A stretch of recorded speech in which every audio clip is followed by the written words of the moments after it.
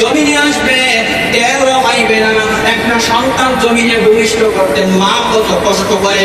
যদি নরমাল সন্তানটা দুনিয়াতে আসে না, ডাক্তারের কাছে আত্মীয় স্বজন দৌড়াইয়া নিয়ে যায়, ওই মায়ের আল্লাহর পদ্ধতি পেটিরিন পেটটারে ছুরি দিয়া কাটিয়া ওই সন্তানটাকে জমিন দেখাইয়া দেয়। কত রকমের কষ্ট হয় আল্লাহ পাক রব্বুল আলামিন জানাইয়া দেন, এ আমার বান্দা বান্দি ভালো রকম স্মরণ রাখো, কিয়ামতে এমন সময় থাকবে সন্তানরা জমিনে প্রসব করবে, মা এবং বোন এক পরিমাণ বিন্দু পরিমাণ টের পাইবে না। আল্লাহ রাসূল সাল্লাল্লাহু আলাইহি ওয়াসাল্লামকে আল্লাহ আয়াত নাযিল করে জানাইয়া দেন, ওয়া তারান্নাসা সুকারা ওয়া মা হুম বিসুকারা। কিয়ামতের সময় সমস্ত মানুষ মাতালের মতো থাকবে, নেশাগ্রস্তর মতন থাকবে, পাগলের মতন থাকবে। আল্লাহ তাআলা এরপরে আয়াতের অংশে ওয়ালাকিন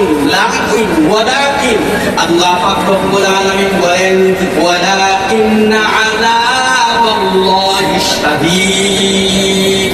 বস্তুত তারা পাগল না, মাতাল না, নেশাগ্রস্ত না, আমি আল্লাহর শক্ত থেকে শক্ত আযাবের ভয়ের দৃশ্যটা তার সামনে বাসিয়া গেছে।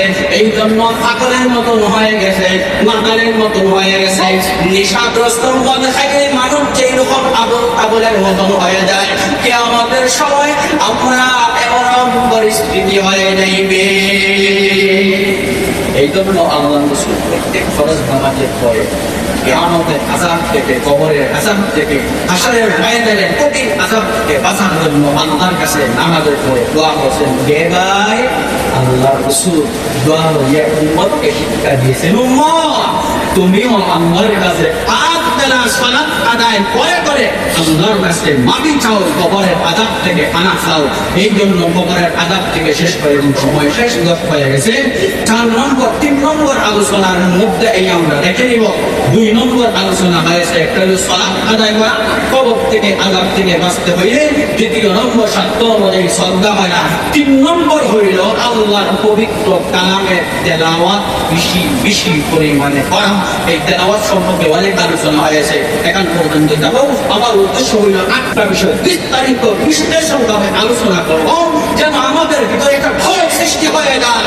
আর এই ভয়ের কারণে যেন এক ওয়াক্ত নামাজ আমি ছাড়ি না। ইনশাআল্লাহ ইনশাআল্লাহ আমরা ওয়াদা করি, এক বেলা নামাজ আয়াত যতদিন থাকবে, সুস্থ যতদিন থাকবো, আমার মস্তিষ্ক যতদিন পর্যন্ত সুস্থ থাকবে, আমার শরীরের মধ্যে রক্ত যতদিন পর্যন্ত দৌড়াদৌড়ি করতে থাকবে, ততদিন পর্যন্ত আমি ছাড়বো না ইনশাআল্লাহ।